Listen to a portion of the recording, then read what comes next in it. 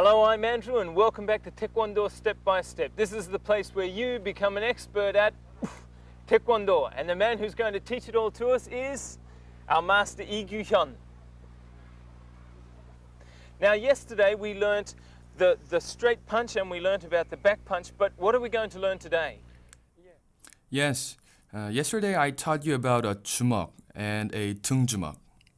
When making 주먹, your 등주먹 should be lined up with the forearm. And the forefinger and the middle finger should be in a right angle with the back of your hand. Also, I told you that this 주먹 is only used for punching. With 얼굴 지르기, you attack your opponent's dimple in the upper lip. With 치지르기, you attack one's jaw, or with 돌려지르기, you attack the sternum just above the stomach. The 등주먹, the upper area near the bones of the forefinger and the middle finger, is used to strike forward such places as the dimple, the soft spot in the upper lip, or your opponent's temple, another vital spot of the body. Okay, so that's the first one and the second one. Now, what's the third one? What will we learn today? That's a good question. Today, you will learn first about 매주먹. The 매주먹 refers to the bottom part of the fist. The way to make 주먹 is the same as others, but the areas around the joints of the little finger and the wrist are 매주먹. We usually use 매주먹 to hit, although it can also be used to block. When your opponent grabs your hand or you grab your opponent's hand blocking, you can't really pull your hands away. So in this case, you hit the head area.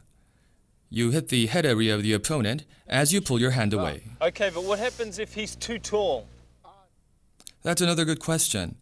If a person is of the same height, you can attack the vital spot on his head.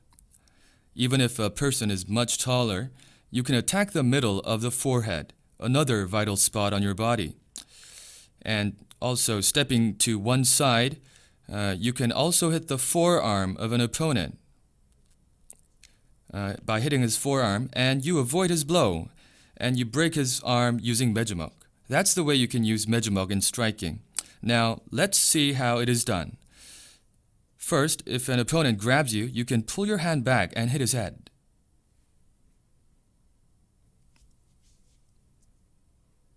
Next, you can hit the joint of the forearm as an opponent attacks. With this blow, you can sprain your opponent's hand. Also, thirdly, if the opponent is much taller than yourself, you can attack the middle part of the forehead doing 내려치기, a downward hit. Okay, ouch, that one really looks like it could do some damage. But now I think the next one that we're going to learn is this one, isn't it? That's right. We call a half clenched fist a 편주먹. Different from a 주먹, it is formed by clenching the fingers only halfway, like this, but tightly from an open hand, and you fold the first joints of your fingers in an inside angle of 160 degrees. Then you push the second joint of your forefinger tightly, very tightly with your thumb. You have to clench with all of your strength after making the 주먹.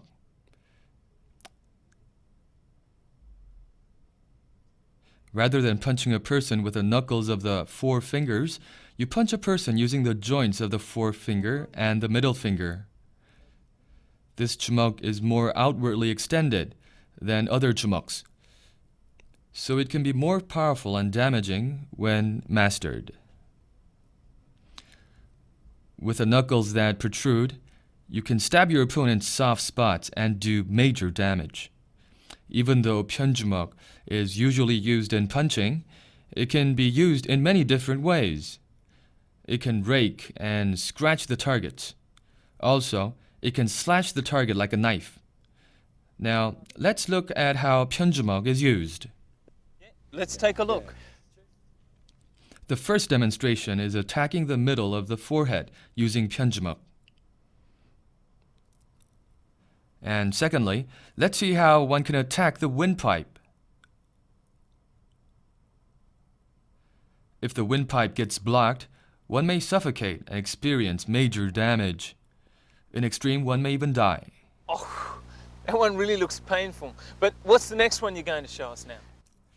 Yes, thirdly, I will show you Bamjumeok. Yes, Bamjumeok. For Bamjumeok, you just protrude your middle fingers from a jumeok you made. As you make the Bamjumeok, your thumb has to support the middle finger.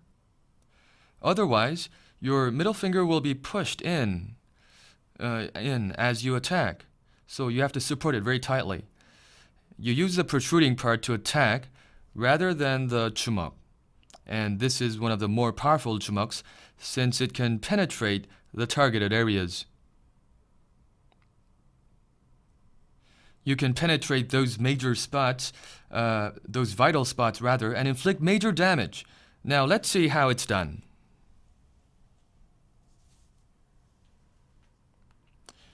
That is a jirugi on the temple.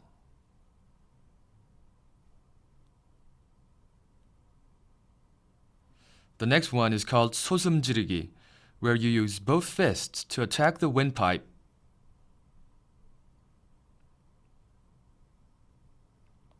And the latter one is done on the soft spot on the side of your body, the same way. Oh, that really looked painful, I think. Now, we've only got a little bit of time left, but can we see one more perhaps before we go? Sure. I will explain to you about the Jipkejumeok.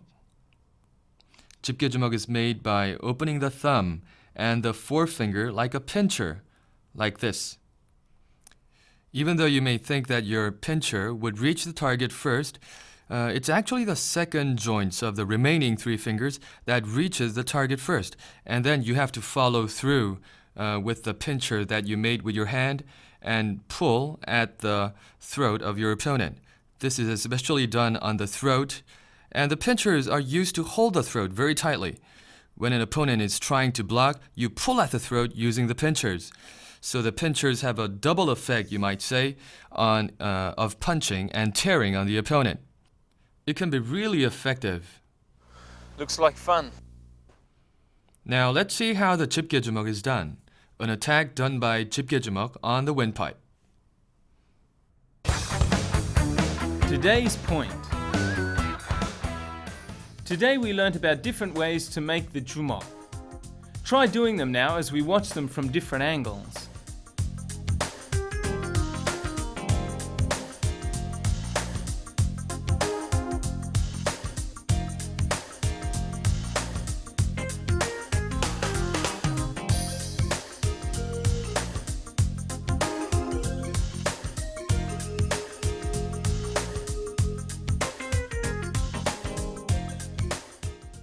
It's surprising how many different hand actions there are in Taekwondo.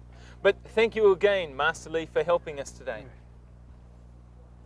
Well, that's all we have for today, but don't forget to watch us tomorrow here on Taekwondo Step by Step for more action.